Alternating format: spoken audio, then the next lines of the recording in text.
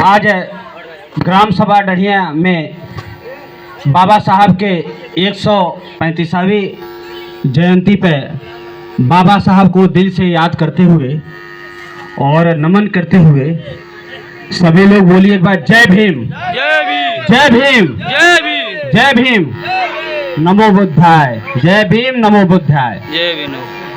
मैं कहना चाहता हूं कि सबसे पहले ग्राम सभा डढ़िया के सभी साथियों का बहुत बहुत धन्यवाद कि सभी लोग को सहयोग से हर साल की तरह इस बार बाबा साहब के देश और दुनिया के सबसे बड़ा महापर्व आज 14 अप्रैल को 135वीं जयंती मनाया जा रहा है। और एक चीज मैं आपको बताना चाहता हूं कि आज हमसे कोई पूछता है कि आपका आदर्श कौन है, तो मैं अपना आंखें नम करके कहता हूं कि और नहीं, दुनिया के सबसे ज्यादा डिग्रीधारी और शोषित वंचित दलितों का हक आवाज उठाने और पूरा दुनिया में एक समाज को एक सम्मान देने का जो उन्होंने जो है पूरा अपने जीवन भर संघर्ष किया, वो हमारे आदर्श से श्री महामहिम हमारे पिछड़े दलितों दबे कुचले के हमारे बाबा साहब भीमराव अंबेडकर जी हैं। तो मैं कहना चाहता हूं, और मैं इसी ग्राम सभा का निवासी हूं, तो हमारे बहुत क्योंकि मैं धनंजय गुप्ता, कई हमारे साथियों जो सबड़ गुलाली से आते हैं, कहते हैं कि ये बताओ तुम बार बार जय भीम का नारा लगाना चाहते हो। तो मैं अपने मित्रों से कहता हूं कि देखो भाई, मैं पढ़ा लिखा हूं, बाबा साहब सिर्फ दलितों के लिए नहीं किया था। ये 15/4 अनुच्छेद 15/4, 16/4 और 340 के तहत सबसे पहले अगर जो संविधान में किसी ने पिछड़ों का अधिकार दिया तो हमारे बाबा साहब अम्बेडकर ने दिया। लेकिन इस बात को शुरुआत से गुमराह किया गया। बाबा साहब का मैं बाल अवस्था से कहानी एक छोटा सा कम शब्दों में कहना चाहता हूं। बाबा साहब जब बाल अवस्था में जब गए, स्कूल में पढ़ने गए, तो उनको पढ़ने नहीं दिया गया। तो उस बाल रूप में बाबा साहब अपने माताजी के पास घर पे आते हैं, कहते हैं कि माताजी क्यों हमको पढ़ने का अधिकार नहीं है। तो उन्होंने कहा कि नहीं बेटा, हम लोग छोटी जाति के हैं, इसलिए जो है बड़ी जाति के लोग एक किताब लिखी हुई है, उसमें कहा गया है कि कोई छोटी बिरादरी के लोग पढ़ नहीं सकते। तो बाबा साहब ने कहा कि किताब में तो झूठा भी तो लिखा हो सकता है। तब उन्होंने बाबा साहब ने उसी समय कहा था कि आने वाले समय में मैं ऐसा किताब लिखूंगा जहां कोई भेदभाव, कोई छुआछूत नहीं रहेगा। और वही बाबा साहब बचपन से बहुत दूरदर्शी थे और एक प्रतिभाशाली थे। उन्होंने एक किताब लिखा, भारत का संविधान, जो सबके लिए समान हक, अधिकार, शोषित वंचितों को आवाज और हर जगह पर एक जीने का सहारा देता है। वो हमारे बाबा साहब का संविधान। इसलिए मैं आप सभी लोगों से कहना चाहता हूं, आप 2 वक्त की रोटी कम खाइए, लेकिन अपने बच्चों को जरूर पढ़ाइए, ताकि ये अधिकार जानेंगे तो ये मनवादी विचारधारा का जो हमारे अधिकारों को लूट रहे हैं, उसका छीनने के लिए जानेंगे। उसका मैं खुद में बता दूं, भुक्तभोगी हूं। मैं 69,000 शिक्षक भर्ती का एक आरक्षित पीड़ित हूं, जो कभी शुरुआत से इन सरकार ने, मौजूदा सामंतवादियों की सरकार ने नहीं माना कि इसमें आरक्षण का घोटाला हुआ है।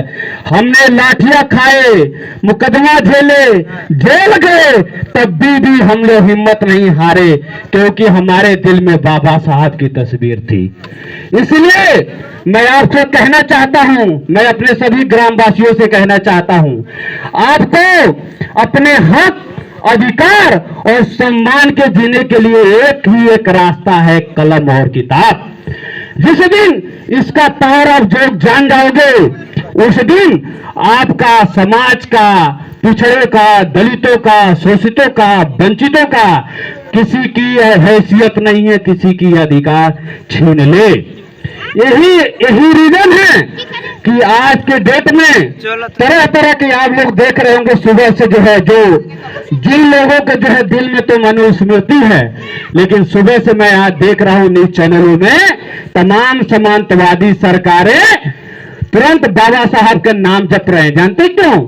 वो जानते हैं कि असली ताकत हमारे और आप लोगों के बीचों में है। वो सिर्फ एक फोटो सेशन का काम कर रहे हैं। एक तरफ हमारे ही माध्यम से अपने बड़े बड़े कुर्सियों पर बैठ गए, और एक तरफ हमारे पिछड़े, दलितों, शोषित, वंचितों का आए दिन हक और अधिकार छीनने का काम लोग कर रहे हैं। आप लोगों ने देखा होगा, अभी एक प्रयागराज का एक गांव है, वहां आपने देखा होगा एक दलित का, उन्होंने सिर्फ क्या किया था, बोझा ढोने का जो सीजन चला, उन्होंने कहा कि हम नहीं ढोएंगे। आप लोगों ने देखा होगा सामंतवादियों ने उस पेट्रोल जला करके जो है, उसी जो है डंठल से जो है जला करके मार दिया। क्या बताइए, हमारा जीने का अधिकार नहीं है क्या? बाबा साहब तो ही तो हमको सिखाया था कि आपको जो है गुलामी से जो है मैं मुक्ति दिलाऊंगा। क्योंकि मैं एक कहानी और बता देता हूं बाबा साहब का। बाबा साहब ने जब जो है डिग्री लेकर के जो है जब आए इंडिया में, तो उन्होंने जो है आकर के जो है नौकरी के लिए सोचा।